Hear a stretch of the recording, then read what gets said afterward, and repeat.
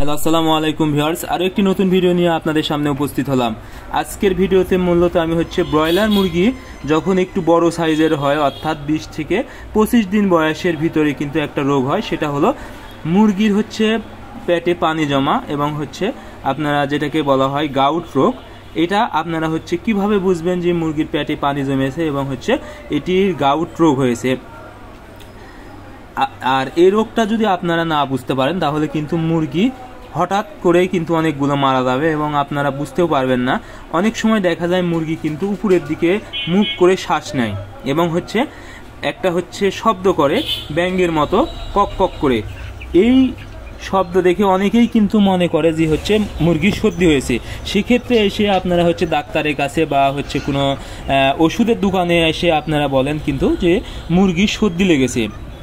আপনাদেরকে একটা বিষয় বুঝতে হবে, যখন আপনারা এই রোগটা হবে সেই ক্ষেত্রে যদি আপনারা সর্দির ওষুধ দেন, আপনারা যতই সর্দির ওষুধ দেন সেই ক্ষেত্রে কিন্তু আপনাদের মুরগি কখনোই সুস্থ হবে না এবং মুরগি কিন্তু মরতে থাকবে। এই জন্য আপনাদেরকে অবশ্যই আগে রোগটা কি হয়েছে সে সম্পর্কে বুঝতে হবে। আপনারা যখন একটি মুরগি মারা যাবে সেই ক্ষেত্রে আপনারা অবশ্যই মুরগিটা কেটে দেখবেন। জুটি কাটার পরে মুরগির শরীরে পর্যাপ্ত পরিমাণে পানি থাকে এবং আপনাদের দেখবেন কলিজা যেখানে আছে মুরগির কলিজার ওখানে সাদা সাদা একটু ছাপ পড়ে যাবে।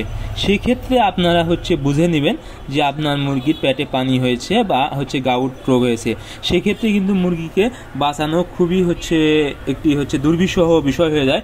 এই জন্য আপনাদেরকে অবশ্যই এই বিষয়ে সতর্ক থাকতে হবে এবং খুব তাড়াতাড়ি কিন্তু পদক্ষেপ নিতে হবে। একটু বেশি হয়ে গেলে কিন্তু মুরগি মারা যাবে। এটাকে আর যতই ওষুধ দিয়ে আপনারা সুস্থ করা একটু অসম্ভব হয়ে যায়। এই জন্য আপনাদের যখন এই লক্ষণগুলো আপনারা বুঝতে পারবেন, আর উপরের বিষয়টা সেটা হলো আপনারা দেখবেন মুরগি ব্যাঙের মতো কক কক করে শব্দ করবে এবং উপরের দিকে একটু করে শ্বাস নেবে। তখন কিন্তু আপনারা একটু করে বুঝতে পারবেন যে আসলে মুরগির এই রোগটা হয়েছে এবং মুরগি কিন্তু দিনে একটি দুইটি এরকমভাবে কিন্তু মারা যাবে। এই জন্য আপনাদেরকে এই বিষয়ে অবশ্যই সতর্ক থাকতে হবে এবং আপনারা, আমি যদি ওষুধের কথা বলি তাহলে আপনারা ওষুধ হিসেবে কিন্তু অবশ্যই অ্যালুরল ব্যবহার করতে হবে। আপনারা ইনসেপ্টা কোম্পানির অ্যালুরল, এটা আপনারা 2 গ্রাম 1 লিটার পানিতে যদি 2 বেলা ব্যবহার করেন, আর এর সাথে আপনারা 1 বেলা ব্যবহার করবেন কিডনি টনিক। যে কোনো কোম্পানির ভালো মানের কিডনি টনিক অবশ্যই আপনাদেরকে কিন্তু ব্যবহার করতে হবে।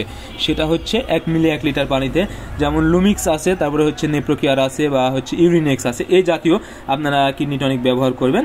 আশা করি আপনারা যদি প্রথম অবস্থায় অর্থাৎ রোগের লক্ষণ বুঝে যদি এই ওষুধগুলো ব্যবহার করতে পারেন তাহলে আপনাদের এই রোগটা খুব দ্রুত কিন্তু সেরে যাবে এবং মুরগি মরার আশঙ্কা অনেক কম থাকবে এবং আপনারা কিন্তু সবগুলো মুরগি কিন্তু পাবেন এবং আপনারা কিন্তু আর্থিকভাবে কিন্তু লাভবান হবেন।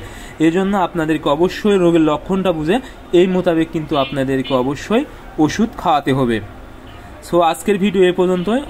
আমাদের পরবর্তী ভিডিও পেতে অবশ্যই আপনারা আমাদের চ্যানেলটি সাবস্ক্রাইব করবেন এবং ভিডিওতে লাইক কমেন্ট করবেন। ধন্যবাদ সবাইকে। আল্লাহ হাফেজ।